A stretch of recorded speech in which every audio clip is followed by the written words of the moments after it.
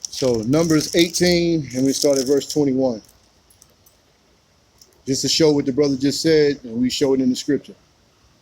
This is the book of Numbers 18, verse 21. And behold, I have given the children of Levi all the tenth in Israel for an inheritance, for their service which they serve, even the service of the tabernacle of the congregation. Keep going. Mm-hmm. Neither must the children of Israel henceforth come nigh the tabernacle of the congregation, lest they bear sin and die. But the Levites shall do the service of the tabernacle of the congregation, and they shall bear their iniquity. It shall be a statute forever throughout your generations, that among the children of Israel they may have no inheritance. So it's telling you right here that the Levites are the only one who have the service of the temple. And it says right here that verse 22, neither must the children of Israel henceforth come nigh the tabernacle of the congregation, lest they bear sin and die. Meaning that out of all of the 12 tribes, if you were not a Levite, you couldn't go in and do sacrifices. Mm-hmm. If you did, you were going to die, because the only ones that were set apart was Aaron and his sons, and they were set apart for the temple to do the sacrifices, right? Mm-hmm. So just to prove that point with that. So like I said, prep day is Friday. Well, I'm using Friday because we know that even with that, all of the days of the week, we know those days are pagan names. It doesn't exist, right? But I'm just using that just to keep, so everybody can understand. So the prep day is Friday. So let's go to Exodus 16. We're going to show in scripture there too, and then from here we'll go on to how to determine the Sabbath and the dates and all that, like we said from the beginning. Exodus 16, and we're going to start at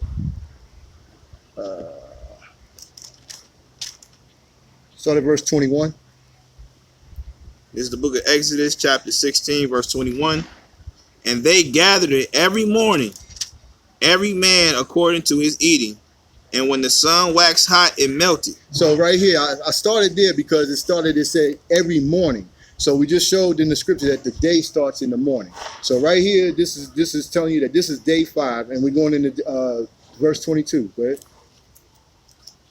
And it came to pass that on the 6th day, they gathered twice as much bread, 2 omars for one man, and all the rulers of the congregation. So when you look at this, it said they gathered 2 omers, twice as much on the 6th day. Because if you go back in the chapter, you'll see when they didn't listen to Moses and they gathered double on the other days, the scripture says that it bred worms and stank. Right. Because they was disobedient. That they wasn't instructed to do that. They said on the days leading up to the prep day, they said that the Most High was going to have the quail for you and he's going to have the bread for you. You didn't have to get double for anything. He was going to provide it for you. But this is the 6th day, which is the preparation day. So now he's saying you have to get twice as much, 2 omers, right? So now you're getting double, because on prep day, we have to eat on preparation day. And then we also have to eat on the Sabbath day, in which we know that we can't cook on the Sabbath day. So this is why it's saying to get twice as much on that particular day, which is the prep day. Go ahead. Mm-hmm. Verse 23. And he said unto them, this is that which the Lord hath said, tomorrow. Meaning Saturday, for this example. Tomorrow is the rest of the holy Sabbath unto the Lord. Bake that which ye will bake today. Meaning Friday. And see if that ye will see it. And that which remaineth over lay for you to be kept until the morning. Kept it to the morning, because right here we're talking about the 6th day. We're talking about preparation day. So he said, bake what you're going to bake and seed what you're going to seed, and that which remaineth lay up until the morning, because the day starts in the morning, like we saw here. Mm-hmm. So this is why he's getting 2 omers, and they cooking and doing all that on the prep day. Go ahead. And that which remaineth over lay up for you to be kept in the morning, and they laid it up till the morning as Moses bade, and it did not stink, neither was there any worms therein. So when he told them to do the 2 omers on the 6th day, it didn't bred worms and stink. When you go back over to verse 20, it says, notwithstanding they hearkened not unto Moses, but some of them left it up until the morning, and it bred worms and stank, and Moses was wroth with them. Because he didn't tell them to get double on those days. He told them to get just enough of that one day. So that's why that says that. Go ahead. Mm-hmm.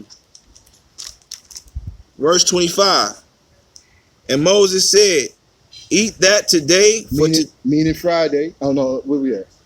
25 verse 25. Say eat that today, meaning the Sabbath day, meaning Saturday. Go ahead. Eat that today, for today is a Sabbath unto the Lord. Today ye shall not find it in the field. 6 days ye shall gather it, but on the 7th day, which is the Sabbath, in it shall there be none. And it came to pass that there went out some of the people on the 7th day for to gather, and they found none. Mm-hmm. And the Lord said unto Moses, how long refuse ye to keep my commandments and my laws? See for that the Lord have given you the Sabbath, therefore he giveth you on the 6th day the bread of 2 days. Abide ye every man in his place, let no man go out of his place on the 7th day. Verse 30. So the people rested on the 7th day. So clearly you can see that all of the cooking and everything, all the preparation is done on the 6th day. Mm. Everybody, y'all agree with it? You see that, right? And so it's saying that, so it's telling you right here that the Sabbath or the day starts in the morning. Mm-hmm. He said, cook what you're going to cook and bake you on today, meaning the prep day. Mm-hmm. So right here, this is telling you this. So with the mindset that a day starts even in the evening, like I said, you wouldn't have a prep day. Right. Because at the evening, if you say when the evening starts, that's now the Sabbath. Mm-hmm. So now when the evening came, so now it's the Sabbath time. Mm-hmm. So then there's no such thing as a prep day. Mm-hmm. It will be no prep day, right? Mm-hmm. So that's just proving that right there. And like I said, when the thing is that coming into the truth, regardless if we come in camps or we come in and we just we've been listening to whoever we've been listening to, we all have taken on that same mindset that a day starts in the evening, mm-hmm. which clearly we're seeing that that's not the case. Mm-hmm. We saw that there's a morning and an evening to each day and all of that, right? Go into the Boker too. Yeah. Oh, you want to go there? Yeah, I'm gonna go to John. I wanted to show them another thing. Okay. So we're gonna go to John 20, and we're gonna show another example of that. John 20, verse 1. I'm gonna have to get that one. Acts 27. You get that while you getting that. 20 verse 1. Yeah, we're gonna and we're gonna drop down to verse 19. It's the book of John, chapter 20, verse 1. And this is dealing with the first day of the week. And for the purposes, first day of the week, they say Sunday. But we know those names don't exist. But this is the first day of the week, right? The first day of the week cometh, Mary Magdalene early, when it was yet dark, unto the sepulchre, and seeth the stone taken away from the sepulchre. Drop down to verse 19. Verse 19.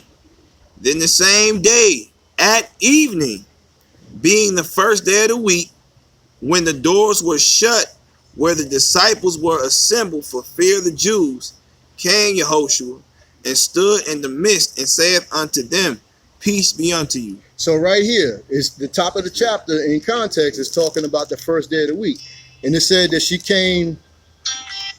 It said that she came when it was early. When you go into the Strong's Concordance and you go into either the Hebrew in the Old Testament or you go into the Greek in the New Testament, that word early right there is Strong's Concordance 4404, and it means morning at dawn. So when she came and it was yet dark, just like when we see the sunrise, when it's dark in the east, because both the sun and the moon both rise in the east. So as the sun is coming up, you see the sky is dark, but you see that little start, like the red trickling in because the sun is coming up. So it says when she came, it was early, it was yet dark. And then it picks it up right here in verse 20 and verse 19. It says, then the same day at evening being the first day. So right there, that's telling you when the evening came, if it was a different day, now that would have been the second day of the week. But it doesn't say that. It says when it says, and now the same day at evening, it was the first day of the week, right? Mm-hmm. So that's telling you that a day does not start in the evening. Let's go to Acts 20 and verse 7. Because we still talking about the first day of the week. It's the book of Acts chapter 20 verse 7. And upon the first day of the week, when the disciples came together to break bread, Paul preached unto them, ready to depart on the morrow, and continue his speech until midnight. Until midnight of what? Until midnight of the first day. Mm-hmm. Right? So he was supposed to leave on the morrow, which means the next day, which would have been the second day. but he kept on preaching, and he preached till midnight of the first day. So if a day starts and ends in the evening, which we just saw that it said be in the evening, being the same day of the week. So then now this is still the same first day, and now we went past the evening portion, and now we're into the midnight. So that's telling you right there, there's no way that a day starts and ends in the evening. Mm-hmm. It's impossible. Mm-hmm. Right? Mm-hmm. You got something you want to? Yeah, and just to even bear witness to that, and this is why it's very important to study the language of the text that it was originally written in. Because if you just go by off the English alone, it can throw off a whole sentence. I'll give you an example. In Genesis 1, verse 1, it says, in the beginning, right? But in Hebrew, it reads, Bereshit. Now, in Hebrew, if it was going to say in the beginning, it would say ha Bereshit, which means ha being the in the language, and Bereshit meaning a beginning. But it says in a beginning, which tells a whole nother story, which means there had to be life before this earth. If you understand, according to Hebrews chapter 1. Remember, he said he had created Christ before the foundation of the earth. He's telling you an event that happened before this whole earth was made. But it changed the whole dynamic of the text when you try to transliterate a language that really can't be transliterated. Just being honest with y'all. So when you go into the Hebrew and you look up the word for morning, it's called boker. Boker, which the Strong's is, I think he gave some of y'all the paper. That's on the sheet too. Yeah. The second page. Yep, it should look like this. Now, the Strong's is 1242. Now, you're going to see morning, but a very important thing you also see, and this is what made me start to think differently about this. It says tomorrow. It says the morrow, which means a new day, meaning the break of a new day. So that's telling you in the very language of the Bible that we read that the morning or the break of the day is the next day. Y'all see that? And I was taught that too, even in the evening. Every day starts even in the evening. And this is just a question to think about till we really get to it. If an evening started a new day, and the Sabbath said, ye shall cease from all work. Let's be logical here. What are you really resting from in the evening? Something to think about. And we in Africa, so you kind of see the real dynamic of it. We the people from the continent, right? And can you really do work here in the evening? Most people here start shutting down at what time? 6 o'clock, 6:30. So you see that the real work was being done, which we're going to even further show during the work hours, during the daytime. Let me add to this what the brother's saying too, because that's a good point that he made. Because we all come from the States, so we know we have street lights everywhere, right? You see here, there's no street lights, right? So that puts you in the same mindset as back in the day of the Bible with Jerusalem. Mm-hmm. It was no street lights. So you gotta understand, not only did work cease, but also traveling also. Because if you're traveling, you have animals and stuff, and I'm gonna show that too, Psalms 92.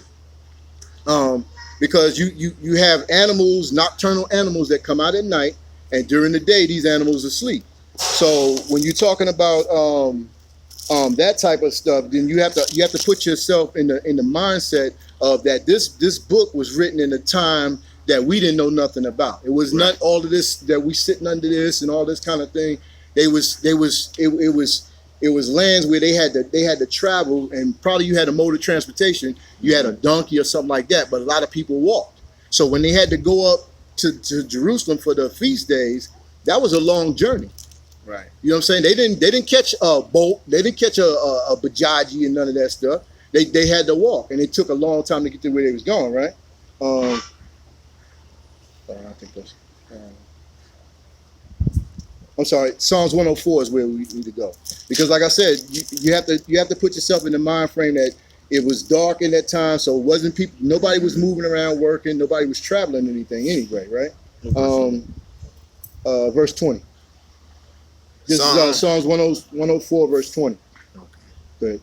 Thou makest darkness, and it is night. wherein all the beasts of the forest do creep before. So you have nocturnal animals that right now they in their little dens and they hiding out, they sleeping because it's the daytime. They're not supposed to be out now, right? Go ahead. The young lions roar after their prey and seek their meat from God. The sun ariseth. The sun what? The sun ariseth. Mm-hmm. They gather themselves together and lay them down in their dens. Uh-huh. Man go forth unto his work and to his labor until the evening. So you see right here is the order to it. The nocturnal animals, they're in their den sleeping right now. They know what they're supposed to be doing. So it says that right as the sun is coming up, they're gonna get their last little fill of whatever they're trying to get. And it says that that the sun arises and they gather themselves together to lay themselves down in the den. So as the sun is coming back up, the day is starting, they're going back to their dens because they sleep during the day. They sleep during the day.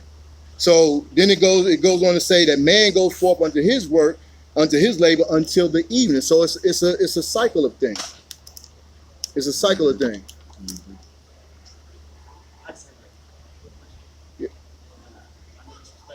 Go, I can't hear you. I have a quick question. I mean, disrespect. Uh-huh.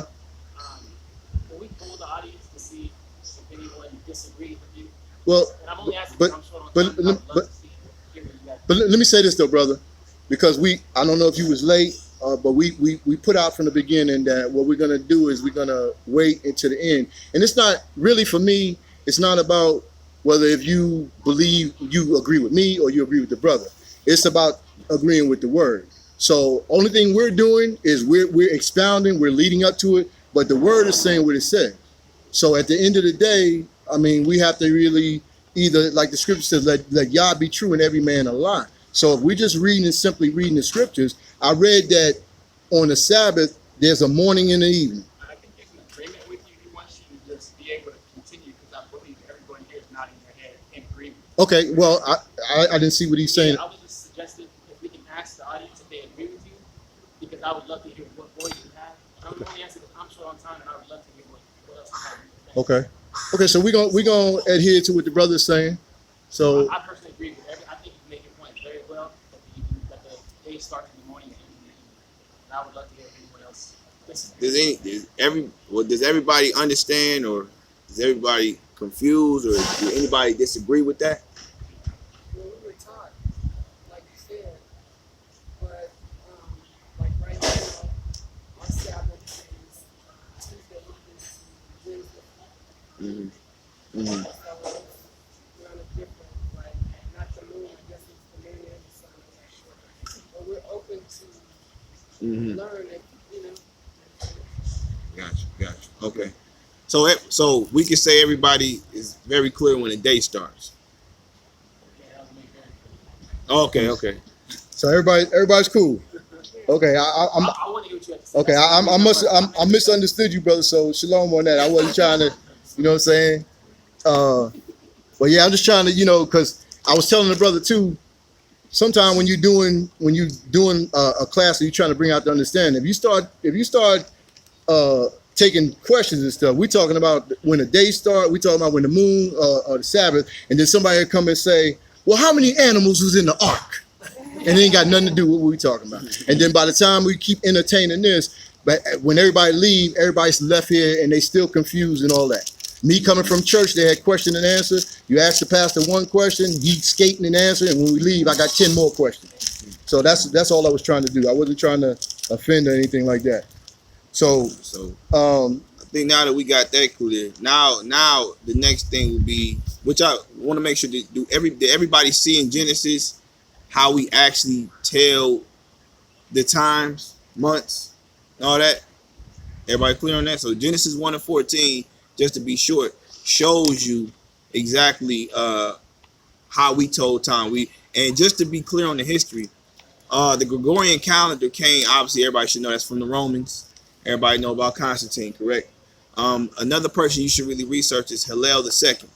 Hillel II is he was our people who compromised us and who got in covenant with them to pretty much put us in a systematic bondage. Because before that, the Romans were keeping something called a Julian calendar. It was an 8-day calendar. we were all the only ones keeping the 7-day count. And when you go back to further history, even if you go back to Abraham, everybody know where Abraham came from, right? Who knows where he came from? Let's see. Everybody shaking their head. Let's see. Where he came from? Mesopotamia. So if you look up the ancient Mesopotamians, kept the heavenly calendar. Now, the problem with theirs was they just went by mainly lunar. So they always would have a 10-day short year. So they kept 354, but then you'll see in their history that so they can even it out because the agriculture is a big part of the calendar. That's why you got something called the month Abib. Believe it or not, that has to do with the land. And so they would add 8 days to their calendar. Whereas when you go and you really go into the historical records of Abraham, just like Enoch, for those who subscribe to the book, was taught how to count days. And he actually started to teach all other nations like the Egyptians. I don't know who read the book of Josephus, but you'll go in the book of Josephus and you'll see that he actually taught all nations how to count the constellations in its time and its seasons. And that's why you'll see there we all have a similar type of count because it came from our father Abraham, who was the father of all nations. You understand? And so we got obviously the day starts in the morning. We got obviously that the constellation, sun, moon, and stars help determine the days, right? The times, and then even in that, we didn't even get to that. We're gonna get there. Okay. Yeah, we're gonna go there. So we'll go to the next one to show that, but we're gonna show you now which determines which. What does the moon determine? What does the stars determine? What does the sun determine? Just so we have a clear understanding on that. And then because it seemed like everybody got that, then we'll close out and showing y'all now that we understand that. And I want him to hit on more how he got his count on the 7th month. But once we understand that, then we're gonna show y'all when the feast days is. Like this past Wednesday was the Feast of Trumpets, if y'all did not know. So he gonna show more how he got his count, but we're gonna show y'all that. So we all clear? All right. All right, so we're going to about the Sabbath now. Everybody's familiar with the curses outlined in Deuteronomy 28, right? But the one thing we'll go through all of those curses, but we fail to realize is that also a part of the curses is that we were going to forget the Sabbath and the new moons and how to do all of that, right? So Deuteronomy 28:15.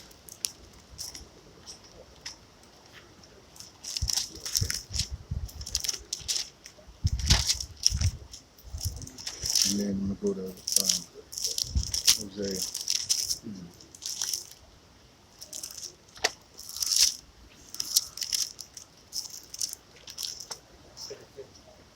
28:15. I'm just going to try to just pull this point out right here.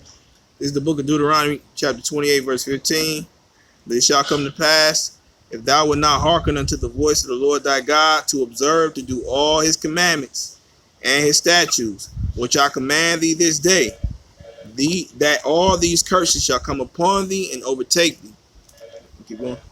So right there it says if we didn't hearken to the Most High, that all these curses was going to overtake us, right? So we're going to go to Hosea chapter 2 and verse 11, because like I said, we'll quote all of the curses. We know the yokes of iron, we know the slave ships, we know the sons and the daughters shall be given. We know all those curses, but we don't go into the fact that part of the curses is that we was going to forget how to do all of these type of things, right? Because our forefathers and foremothers, they knew exactly how to count time. They knew exactly when the Sabbath was. The Messiah kept the Sabbath. They knew all of that, right? And like the brother said, he mentioned the Julian calendar, and also he mentioned the Gregorian calendar. Well, the Gregorian calendar was made by Pope Gregory XIII in 1582.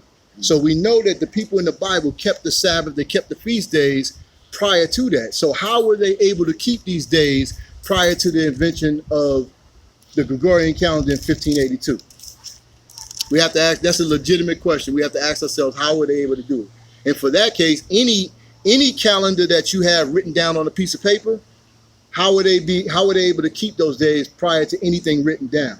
Because like I told the brother the other day at the beach, we know that all of the feast days are forever. It either says, when you read about the feast days, they either say forever or they either say perpetual. Perpetual and forever is the same thing, right? So I told the brother this. If you wake up on a deserted island, right, and we're supposed to keep the Sabbath. If you keep it according to the Gregorian calendar, how would you be able to keep the Sabbath if you woke up on a deserted island? How? Because for that mindset, you could have woke up from your coma on Saturday, but you don't know. It could be Friday. It could be Tuesday. You don't know what day it is. You see what I'm saying? So when we go into these Sabbaths and we keeping it according to the moon, we will be able to make a determination of how to keep the Sabbath, because even if we don't understand what the moon is doing every day that she's going through her phases, she's saying something. We just don't understand the language, right? And it's a scripture that says that too. It says day unto day, the sun does his thing, and night unto night, it speaks knowledge. So just like for the most part, we all here and we're trying to learn Kiswahili, right? So if somebody comes up to you and you don't know any words in Kiswahili and they say something to you, you don't understand what they're saying, but it doesn't discredit the fact that they actually said something, right? So when the moon is doing what she's doing every day, we may not understand what she's doing. And that's why Daniel 7:25 says that they would think to change times and seasons, because we went from, like the brother said, we went from the Julian calendar, the Gregorian calendar, we got daylight savings time where we're springing forward, then we fall back, then we got leap years, then we got 31-day months, then we got 29-day months. We all over the place. So when it says they would think to change times, that's a true statement, because they thought they changed time, but the one thing they could not do, they could not get up there and alter that moon. Right. They couldn't do it. So Hosea 2 verse 11, because it says that if we don't hearken, that these curses was going to come upon us, right? So this book of Hosea chapter 2 verse 11, and I will cause all her mirth to cease, her feast days, her new moons, and her Sabbaths, and all her solemn feasts. So right here it's telling he will cause it to cease, right? Lamentations 2 and verse 6.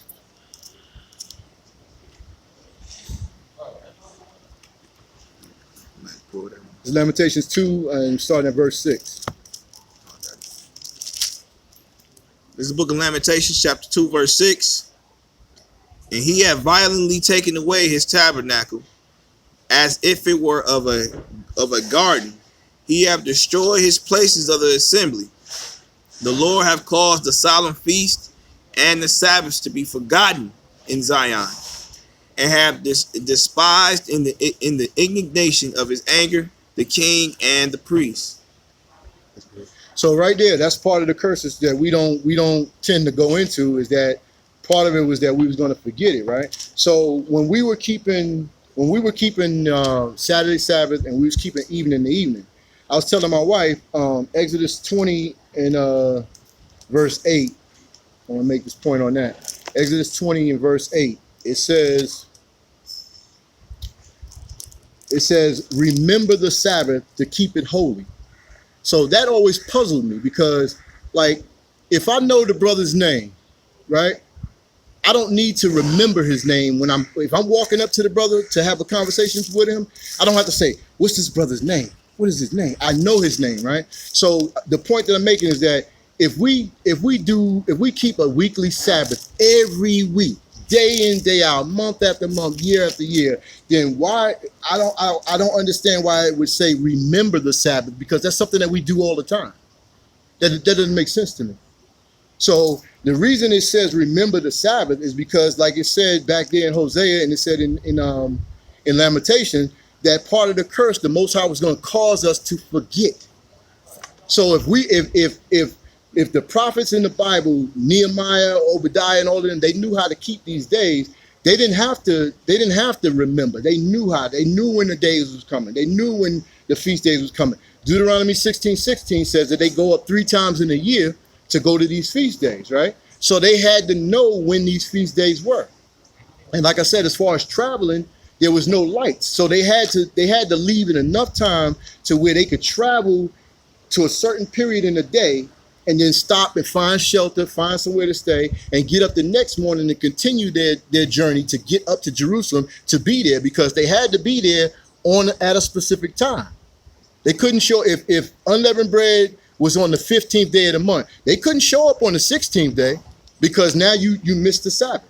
So they had to calculate their time and their travel time so they can get there at a certain time, right? So when it says remember the Sabbath, the reason it says that is because part of the curse is we was going to forget how to even keep it, right? So it said remember the Sabbath. So we're going to go into the scripture and I'm going to show what the actual dates of the Sabbath is and how you find the Sabbath. So go back to Genesis 1:14. And I'm not trying to be long, but it's certain things to lead up to it because, you know, like I said, we do have this understanding of when the day starts and all that, so we had to deal with that first. So, but Genesis 1 and verse 14. This is the book of Genesis, chapter 1, verse 14. And Elohim said, let there be lights in the firmament of the heaven to divide the day from the night, and let them be for signs and for seasons and for days and for years. So he said, let it be for days, for seasons, for times and years. Psalms 104, verse 19.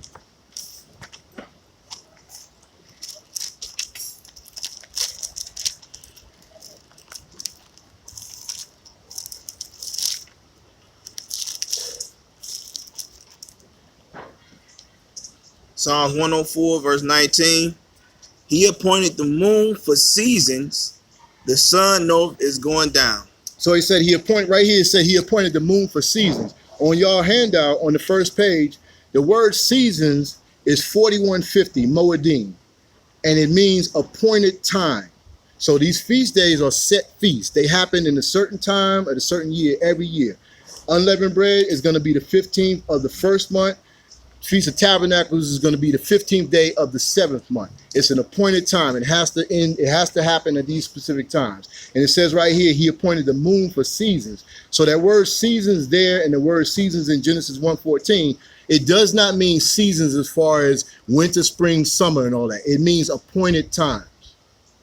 So in order to find the appointed times, you must use the moon. That is the calendar. The sun, the moon, and the stars is the calendar that the Most High gave us the first week of creation.